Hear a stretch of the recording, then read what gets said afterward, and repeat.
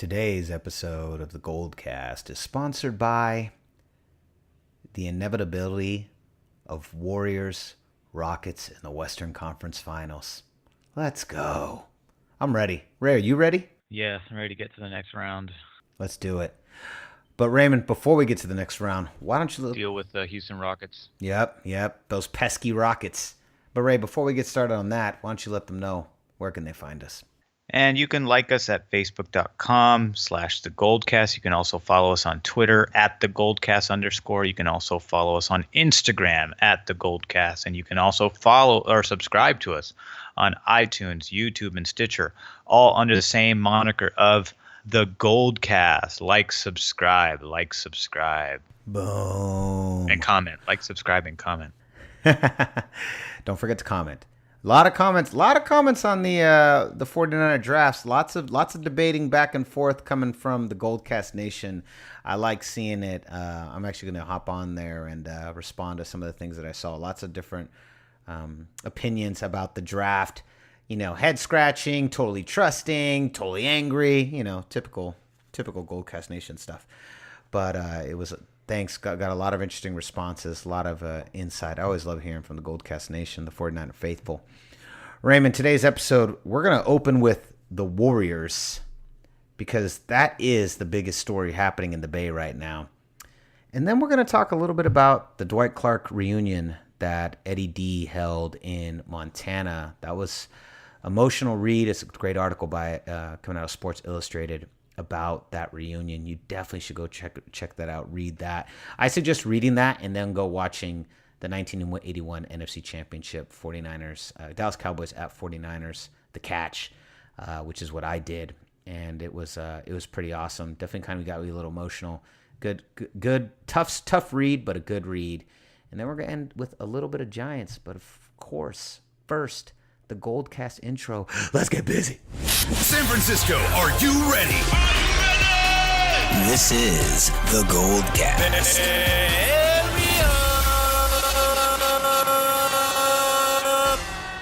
Boom! Welcome to another edition of the GoldCast. We are the voice of the faithful. I'm your host, Rudy Solis III, and with me is my brother, my co-host, Raymond Solis the first, baby. Boom! Raymond, Golden State Warriors are here. They have, quote unquote, flipped the switch. And now they are up on the Pelicans 3-1. And it looks like the next series is pretty much inevitable. It is going to happen. Golden State Warriors against the Houston Rockets in the Western Conference Finals for NBA Final Supremacy. Let's go. You and I had a little bit of a debate earlier, and we're going to have it on this GoldCast. We were talking about after Game 3, opening game in New Orleans, for Warriors leading the series 2-0. They go into New Orleans, and you know the Pelicans put up a really good fight. I thought their defense was fantastic, and Draymond Green sends a text message, a long, late-night text message to Kevin Durant about, playing who he is. I'm just paraphrasing. I don't have it even remotely memorized. And the big thing about it is the word that was coming out of it that I had mentioned before is that it has kind of looked all year like the Warriors kind of go up and down. They kind of tend to pick and choose their spots. In general, they've been extremely consistent, and we've seen the Warriors we wanted to see here in the post. But then you've got that funky New Orleans Pelicans game, that Game 3, and Draymond goes in and gets them pumped up again. And I said, there's just been a little bit of that all year that just seems like it's almost like they get bored out there, or they get in the laps. It's like they're almost too good that they just sometimes don't always take the moment seriously. And you disagreed. You said, tell the people what you said. I thought it was dramatized, in my opinion, just because that's the media's job. The media's job is to dramatize everything, and the reason why I didn't quite see it the same way you did is because NBA players text each other all the time, every game, and I think what Draymond was basically saying was because according to Draymond, he rewatched the tape of the game and was basically doing what any diligent player does is you go and review the tape, as painstaking as that might be, to see where you went wrong. What did you do wrong? And in his opinion, he thought KD wasn't being as aggressive as he was in the previous 2 games. He wasn't attacking the paint like he was. His shooting was off, and he had an off night. The whole team did, and that's why they got blown out. So his text to Durant was in reflection of that, saying like, hey, you need to just be aggressive, be yourself, attack the paint. This is what you did wrong this game. Let's go back and do what you normally do. Do what you normally do, because what you normally do is you normally dominate a game and you take it over. Look what happened in Game 4. The Pelicans clearly tried to take away Steph Curry because they felt that he was the equalizer that they should focus on. But as we know, you focus on one All-Star on the Warriors roster, you have 3 more to deal with. Even Klay had an off-shooting night, only 13.7 boards. Curry had 23 points, 2 assists. Kevin Durant had 38 points. So here's the thing. Even when the Splash Brothers do not do well, they still blew out the Pelicans by a wider margin than they beat the Warriors than the previous game on Friday night. Imagine if Klay and Steph were on their game. That score would be up into the 40s. It would be Steph with 26 points, Klay with another 26 points. It would be ridiculous. That would be like up to over 30 point margin, which is amazing to think that because they have so many contributors that off the bench, even if the All-Stars don't contribute, the bench is so deep it can contribute. Iguodala can shoot. Cook can shoot. Nick Young, even though he hasn't been a huge factor this postseason, we know what he can do during the regular season. He's another threat to consider. David West can score, although he's in there mainly for defense, but we know he's got that great elbow jumper that never fails. Sean Livingston is always going to contribute points. So there's just too much for the Pelicans to deal with. So I thought that this one, Draymond doesn't have to criticize the role players because the role players have minimal roles. They have the smallest amount of responsibility compared to Kevin Durant, who I would wager shares an equal amount of responsibility to that of Draymond, Steph Curry, and Klay Thompson, although Klay Thompson, Draymond Green to a lesser degree, because Steph and Durant are the most consistent, prolific scorers on that offense. So I think that's why he kind of went at him. But I think it was a little bit blown out of proportion. And I don't think people shouldn't take it as like, oh, Draymond's calling Durant out. He's not calling him out per se. You know what I mean? They're teammates. They're supposed to do that. And even Kevin Durant, when he answered him back the next morning, he woke up and he said, I got you. That was his only response. It wasn't like, hey, man, lay off. Let me do my thing. It was like, no, I got you. All right, cool. That means like, hey, in other words, I understand what you said and I'm going to respond. And he certainly did. He was dominant. He's undefendable when he's in his normal mode. Doesn't matter who's guarding him. Not even, I think the only time he would be guardable is Anthony Davis, who's the same size, is if Kevin Durant tried to go into the paint, because Anthony Davis is the same size, and I think that he could contest the paint. Anthony Davis is obviously a very good defender. But in terms of Kevin Durant can shoot over Anthony Davis. That's how good he is. So I think it was just a matter of saying, hey, dude, you weren't playing your usual game. Play your usual game, so we can win this one because we need you. We need your contribution. We need your contribution because you're one of the biggest cogs in the machine. And I think that's what I took from it. And the media, of course, I'm not saying you're doing this, but the media, of course, dramatizes it more than it is. Like, oh, he's calling him out. He texted him. It's like, okay, well, that probably happens more often than you think. But it's the postseason, so we got to make a bigger deal about it. See, and I agree, but I don't. I still feel that this is a team that has sometimes had lapse in focus, lapses in motivation. And I thought what was really telling to me was Draymond talking about how he's not going to hold back and he's going to tell it like it is. And I felt like that was indicative of him feeling like KD wasn't playing to his potential. I don't feel like it was indicative of like, oh, they played a really good defense, or the Pelicans did a really, they had a really good game plan, like shake it off, just do what you do. I felt like that was indicative of Draymond seeing what we have often seen from the Warriors this season, is that it's a little bit inconsistent, a little bit up and down, up and down. Now, in general, I agree. I think the Warriors have been extremely consistent during this playoff run. I think they've been fantastic. They've been everything we were hoping they would be. They've been everything we thought they were going to be during the regular season. But they really did kind of take their foot off the gas pedal during the regular season. I mean, it really looked like they were just bored out there half the time. Yeah, especially during that last half stretch, that. especially during that crunch time stretch when they were leading up to the playoffs and Kevin Durant was coming off injury, Steph Curry was still injured, or he came back from injury, then what's his name fell on him. I can't remember his name for some reason. One of our backup centers. Wasn't it Jaja? No, it wasn't Jaja. No. Was it Jaja? It was JaVale McGee. JaVale McGee fell on top of Steph Curry and caused his knee to get sprained, and he was out an additional 6 weeks. Klay Thompson had a fractured thumb prior to that. Draymond Green was dealing with injuries prior to that. So they really limped into the playoffs. But once they got there, boom, that first game, they just turned it on. And rightfully so. They demolished the San Antonio Spurs, 4-1. So, and they're going to do the same thing here to the Pelicans, it looks like, and the Rockets looks like they're on pace to do the exact same thing as well.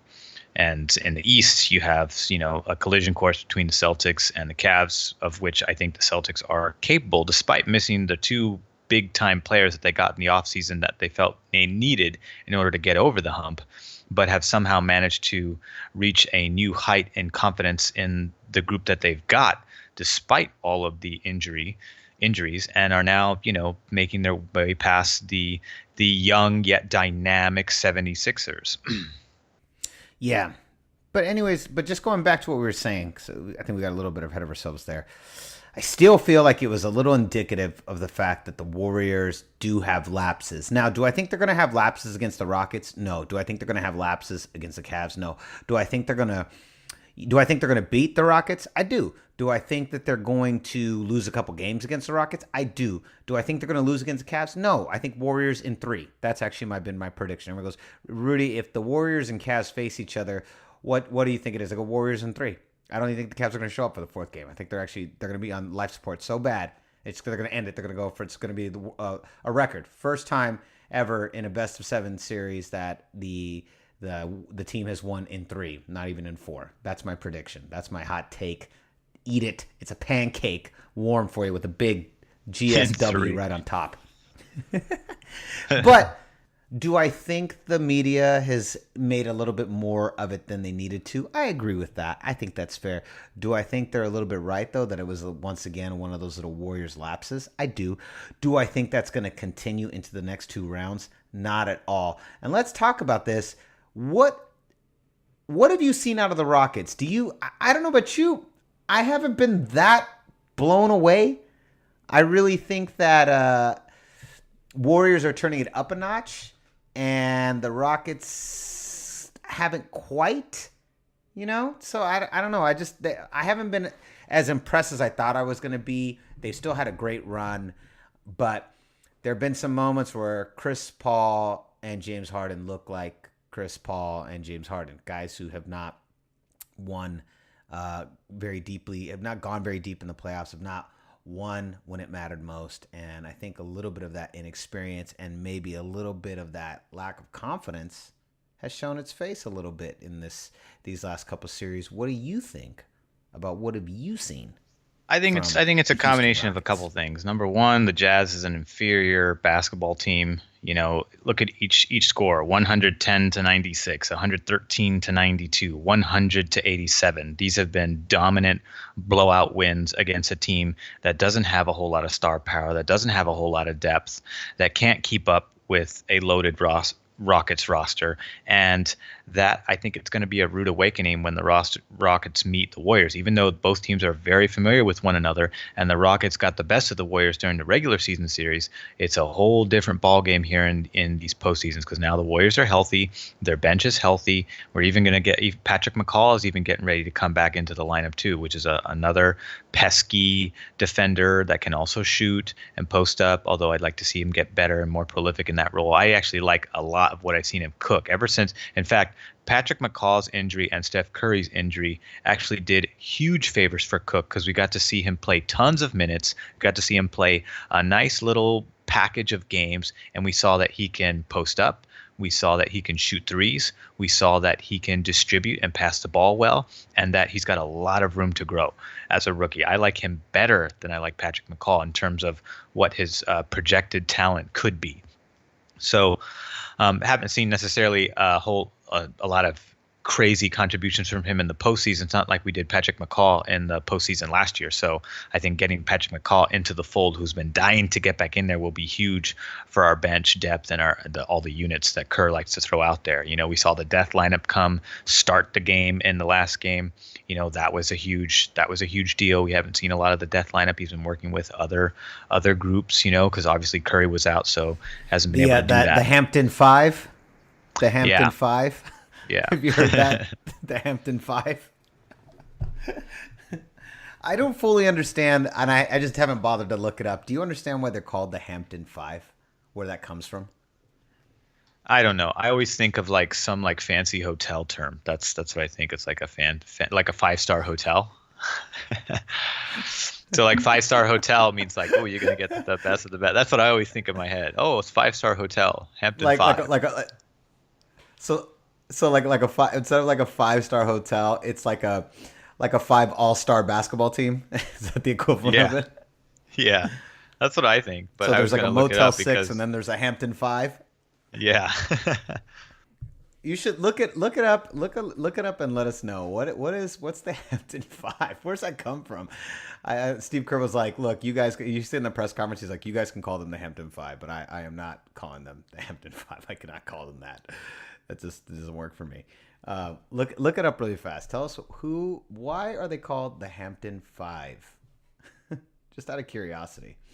The Hampton Five is what was previously called the death lineup, which is Steph Curry, Klay Thompson, Draymond Green, Andre Iguodala, and now Kevin Durant. Yeah, and in fact, I'm not even going to use this term anymore because according to the article that I'm reading, it was coined by Tim Kawakami of then San Jose Mercury News. Now leaves the Athletic. And it was he coined the Hampton 5. It says seems to have coined this term on Twitter based on the fact that Curry, Thompson, Green, and Iguodala all met Durant in the Hamptons during the 2016 offseason in order to try and convince Durant to join the Warriors. I knew it had something with visiting the Hamptons. I knew it had to be. That was a good guess. I liked your guess. The Hampton 5. Okay. Yeah, I forgot about that. Our favorite media personality, Tim Kawakami. Yeah, I'm going to call it the death lineup because that sounds better. We're not giving credit where it's not warranted. We don't do that here on the GoldCast. The rivalry continues.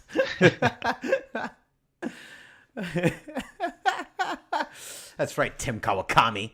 We'll show you. This is the death lineup on the GoldCast Nation. This ain't the Hampton 5.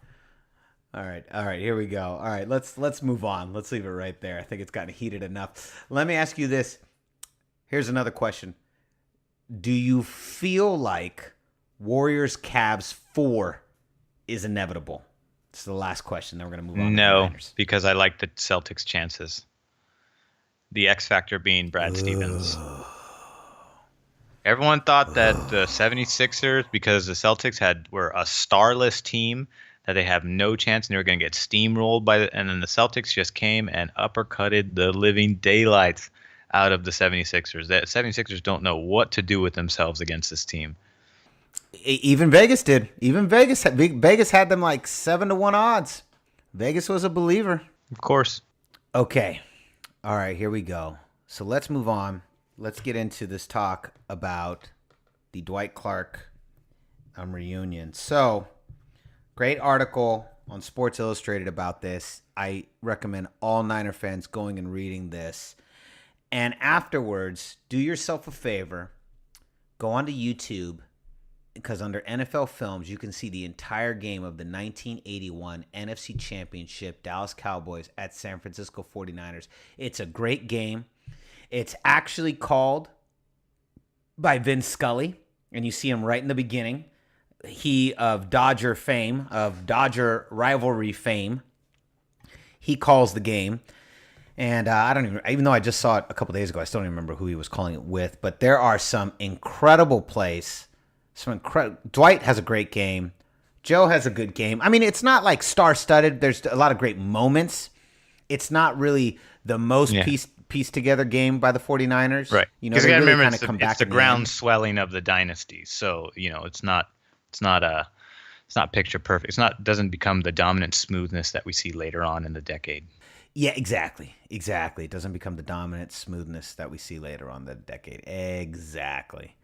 But it's them kind of fighting and clawing and trying to get their way in. They'd already lost twice in the late 70s to the Cowboys. The Cowboys are on the end of their run. Tom Landry's still the coach. He's got the hat on, the suit. Bill Walsh is there on the sidelines with the glasses, the headset.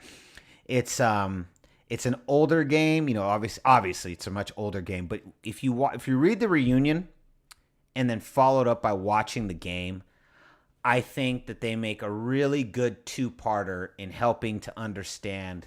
We've all seen that catch, but I mean, I'm willing to bet that a lot of earlier Niner generation people have never seen the whole game. I've only seen that game twice as an adult, and with the second time being after I read that article. But basically what happened, Eddie D put together a big note. He sent out a notice to a bunch of different guys. There's like 22 guys. And said that he's requesting that they all show up. And here's the guys that were there. I'm gonna go through the list real quick of who was actually at the reunion. So at the reunion is Dwight. Now the reason they had this, Ray, and what they were saying about this is that they basically were saying that. The message was clear without having to say it, that this is probably the last time they were ever going to be able to spend time together with Dwight. Dwight has lost 80 pounds, unfortunately. 80 pounds. And this is a big man. And if you see the pictures, he looks pretty thin. Some of the guys that were here, Huey Lewis was there. I didn't realize it at the time, but Huey Lewis and Joe Montana and Dwight Clark were like all bosom buddies. They were like best friends, which I was like, I think that's effing hilarious. One of my favorite all-time shows was in San Francisco, in their free concerts. I don't even know if they do them anymore. I've been gone for a while, but they used to have these free concerts in Golden Gate, and Huey Lewis was there. Had the time of my life with a bunch of friends. I like have this like soft spot. I don't know him. He's a Bay Area boy. Like it's hard. How can you not have a soft spot for Huey Lewis? Knowing that he used to be best friends with Dwight Clark and Joe. Joe unfortunately was unable to attend. I'm not sure why, but Huey Lewis was there. Then there's a big picture of all of them: Dwight Clark, Eddie D, Carmen Policy, Ronnie Locke, Gary Plummer, Garrison Hearst, Eric Wright, Roger Craig, Dwight Hicks, Russ Francis, Guy McIntyre, Harris Barton, Charles Haley, Kevin Gogan. A couple other people there too. I was just kind of naming the big ones. Other guys that were there that were, Freddie Formosa. He was the former 49ers director of security. Michael Zagaris, he was a longtime photographer. Lindsey McLean, 49ers trainer. Kirk Reynolds, former PR guy. And several other people. But, I was just naming the big guns. Eddie D paid for everything. And they talked a little bit about that because that's what Eddie D does. He paid for everything. They flew out.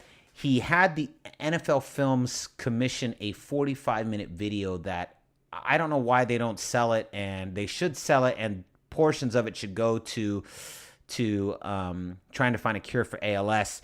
They commissioned a video called Dwight Clark, The Gift of Grab, the Dwight Clark story. And they played it there at Eddie D's ranch in Montana. That's where they all were. Again, Eddie wouldn't let anyone pay for anything. He flew everyone out on his jets, brought the whole team out, and the guys talked about how that's how it used to be in the 80s and early 90s too. When the Niners were big in the 80s, I know you know this, Raymond, but for maybe from our younger Niner fans, I mean, these guys had 5-star hotels, top of the line buses, top of the line jets, flying first class. I mean, he really everywhere. it was similar to the way everywhere. It was similar to the way the Yankees were treated in New York. I mean, it was just top of the line for everything. And Eddie D would have it no other way. Said a lot of guys got real emotional, a lot of tears, a lot of laughs, and basically it was their send-off. They weren't, because no one's really sure how much longer Dwight Clark has, and obviously this disease has been so devastating. To lose 80 pounds in under a year is insane. And, it was an emotional story. And then I went back and I watched the NFC Championship 81 Cowboys at Niners. And it was nice to kind of go back. I'm getting chills talking about this. It's nice to go back and see him in this most glorious game, and to see the catch, and to see the whole game, and to see Joe and the team at the beginning of the dynasty, at the start of it all. And it was really cool to just read that article and kind of bookend it with the beginning and with what got him here. They retired his number in 1988. That's something I didn't know. Just 6 months. He retired in 87. They retired it in 88. And I thought that was so badass. I mean, to do it that quickly, that doesn't happen very often, and just was a testament to who that player was, who he was to that team. And yeah, it was an emotional article. You guys should look it up. The Dwight Clark, it's called the Sports Illustrated, and the article is called The Last Huddle, and it's written by Chris Ballard. And it just came out on May 2nd, and it's all about this reunion that they had in Montana, which last little piece that I wanted to talk about. Apparently, according to the article, the Yorks believe they have the goalposts from Candlestick, but apparently Eddie D took them out piece by piece, and he has the actual goalposts in Montana. They have these pictures of them at the ranch.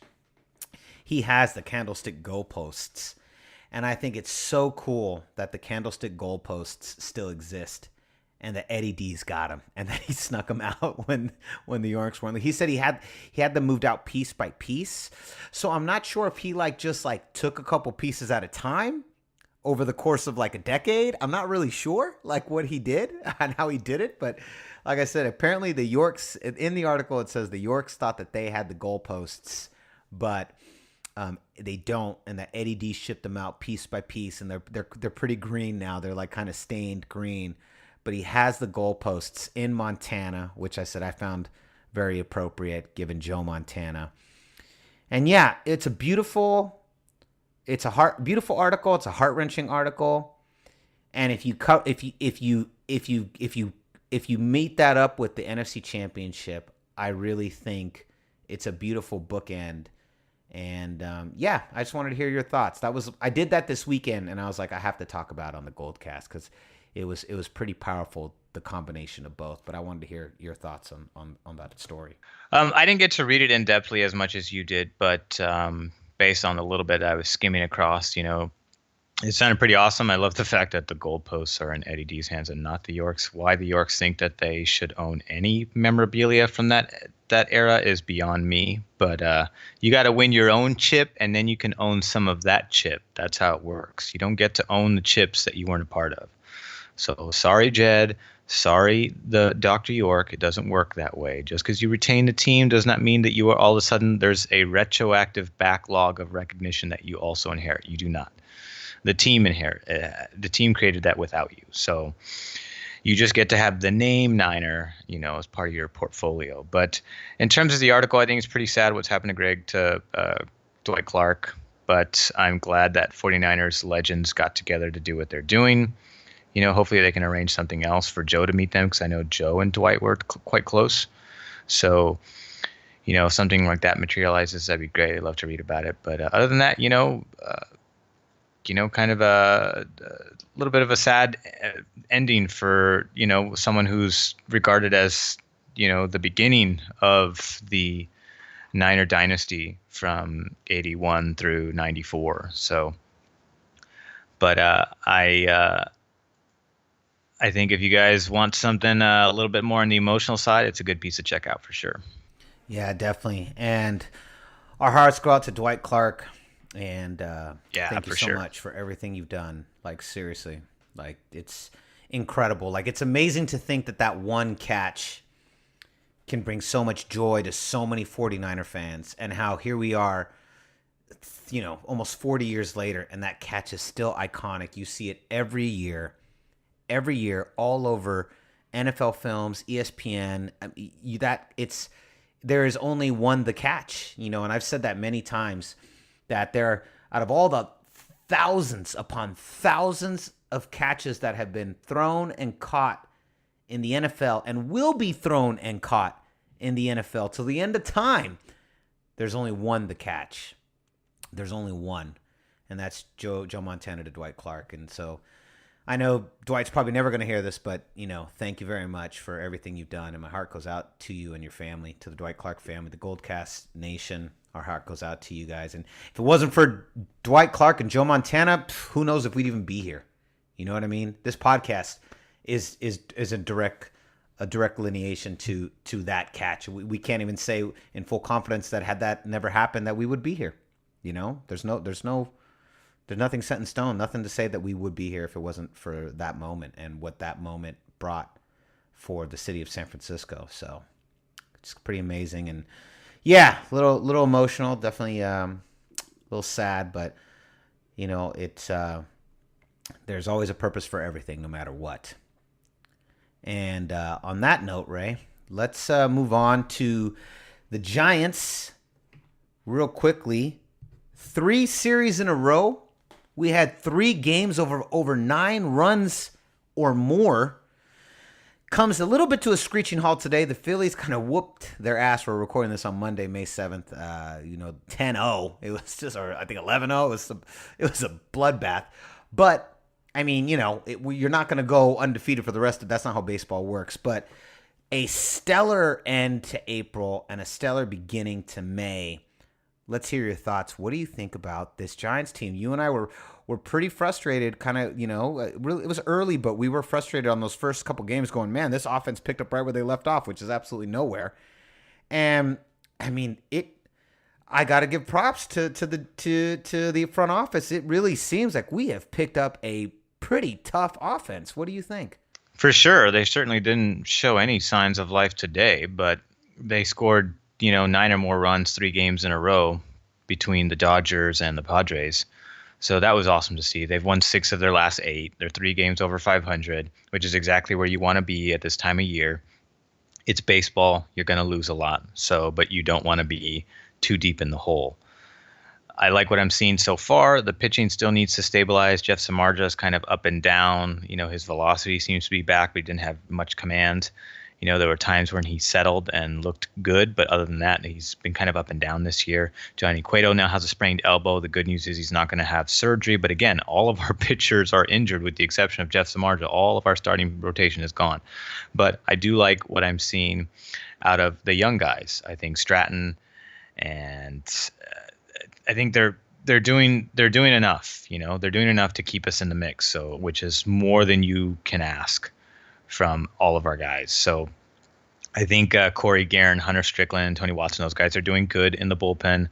They're not great all the time. Strickland's been great in closing, despite the fact that I don't like him in that role whatsoever. Just because he's never been good in that role. And he's also older now too. So I just don't trust him, although he does have a slider, which makes him more than a one-trick pony, which is typically what you want. You don't want a one-trick pony, which is what he was before, which is why he didn't do well in that role. But I like what I see out of Ty Block. I think he's starting to become more consistent. Before beginning of the year, seemed like the only team he could beat was the Dodgers, but now he's starting to pitch better around the other teams and tap into that dominating ability that he's got when he just dominates and puts the ball into the right defender gloves and gets strikeouts. He's not a huge strikeout pitcher, but other than that, this is exactly where they need to be right now. You just need to be a few games over 500. Once you hit the All-Star break, you need to start to get to the 5-10 game range. Once you get to August, September, you need to be in the 15-20 game range.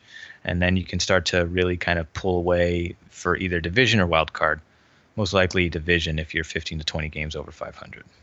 It's definitely in play. I mean, well, it's early, but I mean, if they continue on this track, we easily can be fighting for the division for the top of the NL West. Yeah, I think so too. So it's just they just need to stay consistent. Like they've been doing. The A's have been actually playing really good too. They've been playing good scrappy ball. So both teams, I believe, are playing a lot of real good scrappy ball right now, and that's what you want to see. Absolutely, especially Raymond in an even-numbered year. Yes, go figure. Well, Raymond, before we go, why don't you let them know where can they find you? You can follow me on Twitter at Ray Solis. You can also follow me on Instagram at RaySolis1. You can follow me on Instagram at RudySolis3, on Twitter at RudySolis3RD, Rudy Solis 3rd. So concludes another edition of the GoldCast. We are the voice of the faithful. I'm your host, Rudy Solis 3rd, and with me is my brother, my co-host, Raymond Solis the First, baby. Boom! We'll see you next time. Same GoldCast time, same GoldCast channel. We'll see a pick of some kind on the right side, possibly. Montana looking, throwing in the end zone.